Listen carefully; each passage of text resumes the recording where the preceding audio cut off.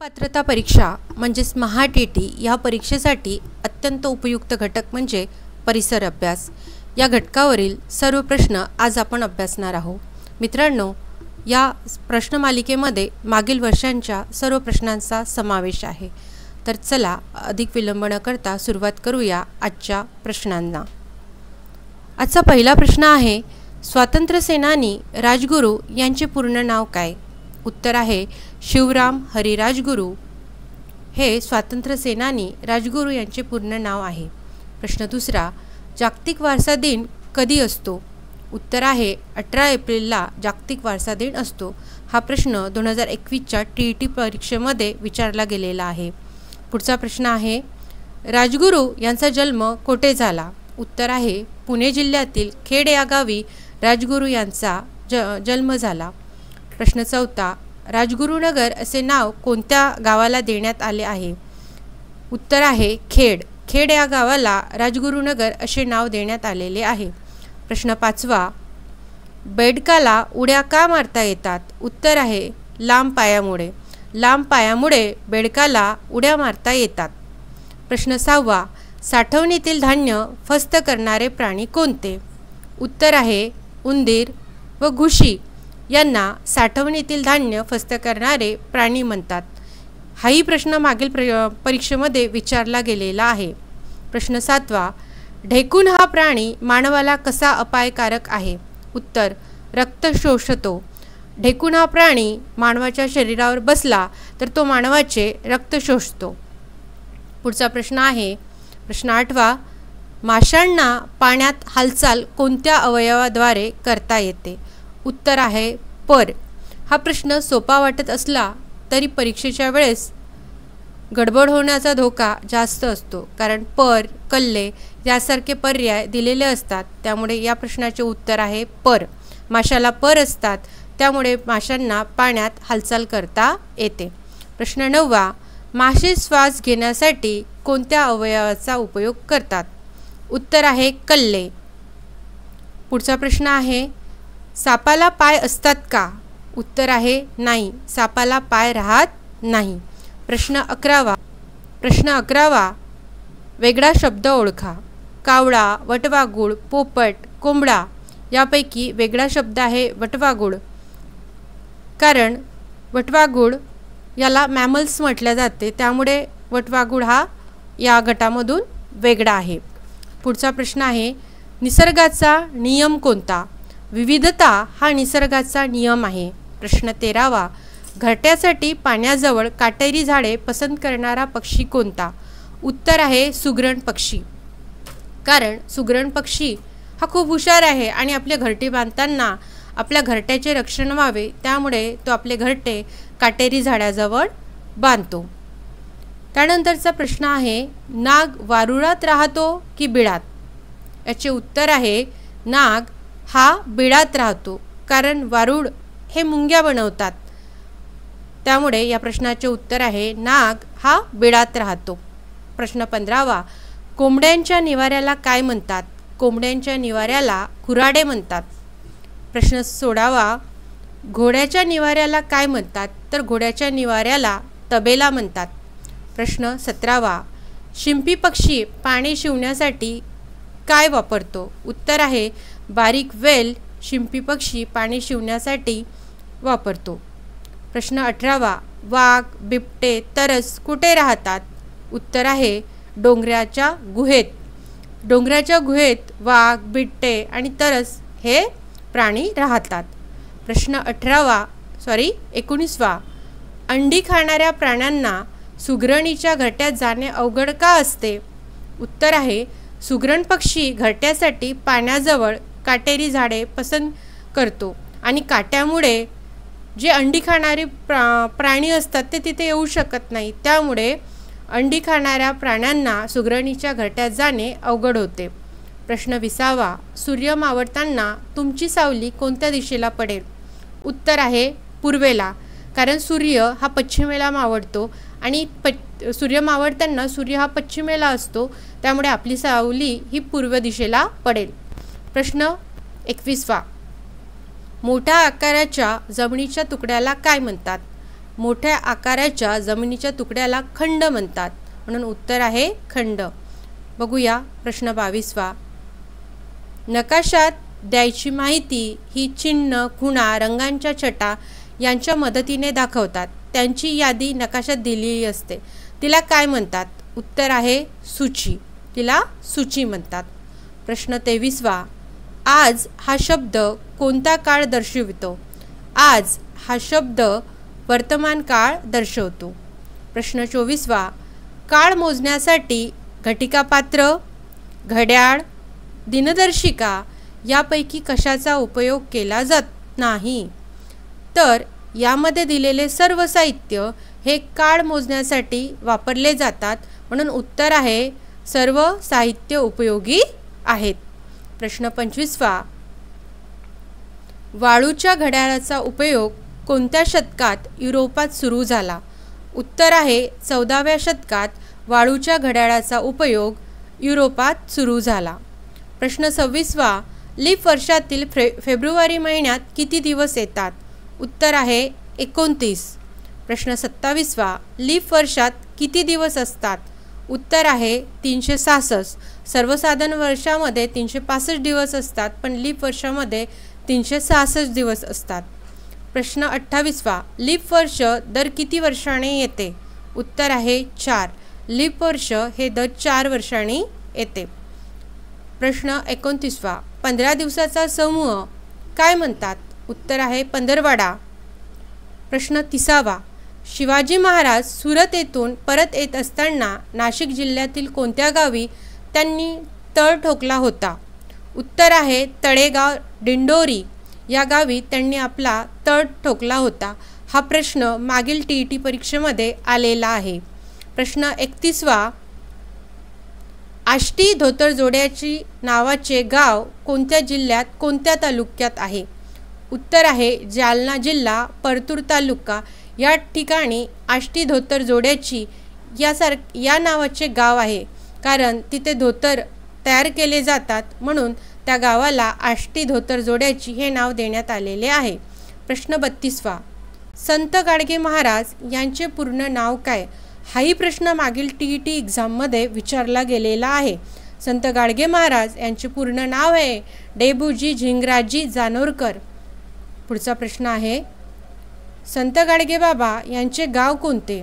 उत्तर आहे अमरावती जिल्ह्यातील दर्यापूर तालुक्यातील शेनगाव हे संत गाडगे बाबा यांचे गाव आहे. हाही प्रश्न TET परीक्षेमध्ये विचारला गेलेला आहे. प्रश्न 34वा. संत गाडगे बाबांनी लोकजागृती कशी केली? उत्तर आहे कीर्तनाद्वारे. हाही प्रश्न TET परीक्षेमध्ये विचारला गेलेला आहे. पुढचा प्रश्न आहे प्रश्न 35वा.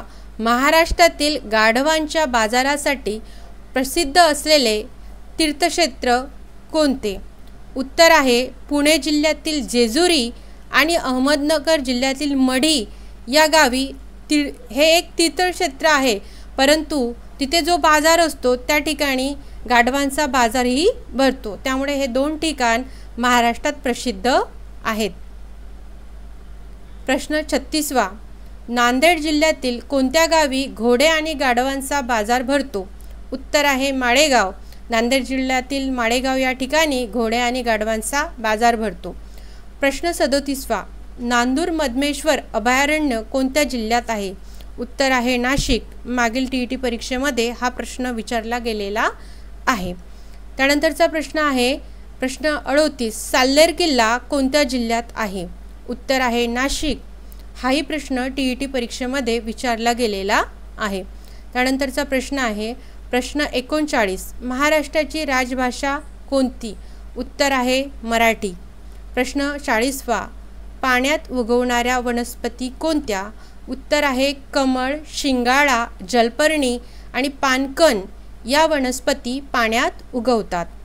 प्रश्न 41वा. भुरुपे कशाला म्हणतात? उत्तर आहे पर्वत, शिखर, डोंगर, टेकड्या, पठारे, मैदाने, खिंडी, दरी ही भुरुपे आहेत. हा प्रश्न वेगळा शब्द ओळखा यामध्ये बरेचदा विचारला गेलेला आहे. यानंतरचा प्रश्न आहे सातमा डोंगररांग कोणत्या जिल्ह्यात आहे? सातमाळ डोंगररांग ही नाशिक जिल्ह्यामध्ये आहे. त्यानंतरचा प्रश्न आहे प्रश्न 43वा. हनुमान, साल्लेर, मुल्लेर, शिखर आणि गाडण्याचे डोंगर कोणत्या जिल्ह्यात आहे? या प्रश्नाचं उत्तर आहे नाशिक. यामध्ये गाडण्याचे डोंगर कुठे आहे हा प्रश्न TET परीक्षेमध्ये विचारला गेलेला आहे. तर उत्तर आहे नाशिक. प्रश्न 44वा. हवेमध्ये पाण्याची वाफ असते त्याला काय म्हणतात? उत्तर आहे बाष्प. हवेमधील पाण्याच्या वाफेला बाष्प म्हणतात. प्रश्न 45वा. पाण्याच्या 3 अवस्था कोणत्या? उत्तर आहे स्थायू, द्रव आणि वायू या पाण्याच्या 3 अवस्था आहे. प्रश्न 46वा. डोके आणि धड जोडणारा शरीराचा भाग कोणता? उत्तर आहे मान. प्रश्न 47वा. शरीराचे मुख्य भाग कोणते? शरीराचे मुख्य भाग एकूण 4 आहे. डोकं, धड, हात आणि पाय हे आपल्या शरीराचे मुख्य भाग आहेत. यानंतरचा प्रश्न 48वा. पोंगल सण कोणत्या राज्यात साजरा केला जातो? उत्तर आहे तामिळनाडू. तामिळनाडू राज्यामध्ये पोंगल हा सण साजरा केला जातो. मागील TET परीक्षेमध्ये हाही प्रश्न विचारला गेलेला आहे. बघूया पुढचा प्रश्न. ओणम हा सण कोणत्या राज्यात साजरा केला जातो? ओणम हा सण केरळ राज्यामध्ये साजरा केला जातो. प्रश्न 50वा. पंजाबमध्ये पीक कापणीच्या सुमारास कोणता सण साजरा केला जातो? उत्तर आहे वैशाखी. वैशाखी हा सण पंजाबमध्ये पीक कापणीच्या सुमारास साजरा केला जातो. प्रश्न 51वा. वसंत ऋतूच्या स्वागताचा उत्सव कोणता? उत्तर आहे होळी. होळी हा सण वसंत ऋतूच्या स्वागताचा उत्सव म्हणून साजरा केला जातो. प्रश्न 52वा. वारली ही आदिवासी जमात कोणत्या जिल्ह्यात आढळते? उत्तर आहे ठाणे जिल्ह्यात. मित्रांनो, हा प्रश्नही TETच्या वेळेस TET परीक्षेमध्ये परत विचारला गेलेला आहे. त्यामुळे हा प्रश्न योग्य प्रकारे लक्षात ठेवायचा आहे. प्रश्न 53वा. बंगालमधील बोलपूर निसर्गाच्या सानिध्यात शाळा काढणारे शिक्षणतज्ज्ञ कोणते? तर उत्तर आहे रवींद्रनाथ टागोर यांनी बंगालमधील बोलपूर येथे निसर्गाच्या सानिध्यात शाळा काढलेली होती, कारण त्यांनी निसर्गवादी शिक्षणाला चालना दिली होती. पुढचे प्रश्न आपल्या दृष्टीने फार महत्त्वपूर्ण आहेत, त्यामुळे ते स्किप करू नका. पुढचा प्रश्न आहे 54वा. शांतिनिकेतन कोणी व कोठे स्थापन केली? हा प्रश्नही TET परीक्षेमध्ये बरेचदा विचारला गेलेला आहे. उत्तर आहे रवींद्रनाथ टागोर यांनी शांतिनिकेतन बंगालमधील बोलपूर या ठिकाणी स्थापन केली. पुढचा प्रश्न आहे प्रश्न 55वा. रवींद्रनाथ टागोर यांना साहित्यातील नोबेल पारितोषिक कधी मिळाले? उत्तर आहे 1913मध्ये गीतांजली या कादंबरीला त्यांना साहित्याचे नोबेल पारितोषिक मिळालेले आहे आणि ते 1913मध्ये मिळाले. पुढचा प्रश्न आहे प्रश्न 56वा. स्वतंत्र भारताचे पहिले शिक्षण मंत्री कोण? उत्तर आहे मौलाना आझाद. हे स्वतंत्र भारताचे पहिले शिक्षण मंत्री होते. हा प्रश्नही TET परीक्षेमध्ये विचारला गेलेला आहे. यासारखा आणखी पुढचा प्रश्न आहे प्रश्न 57वा. विद्यापीठ शिक्षण आयोग, ज्याला आपण राधाकृष्णन आयोग म्हणतो, आणि माध्यमिक शिक्षण आयोग, ज्याला आपण मुदलियार आयोग म्हणतो, या दोन्ही आयोगाची नियुक्ती करणारे शिक्षण मंत्री कोण? उत्तर आहे मौलाना आझाद. पुढचा प्रश्न आहे प्रश्न 58वा. राष्ट्रीय शिक्षण दिन कधी साजरा केला जातो? उत्तर आहे 11 नोव्हेंबर. हा दिवस राष्ट्रीय शिक्षण दिन म्हणून साजरा केला जातो. का? तर हा दिवस मौलाना आझाद यांचा जन्मदिवस आहे आणि तो राष्ट्रीय शिक्षण दिन म्हणून साजरा केला जातो. पुढचा प्रश्न आहे प्रश्न 59वा.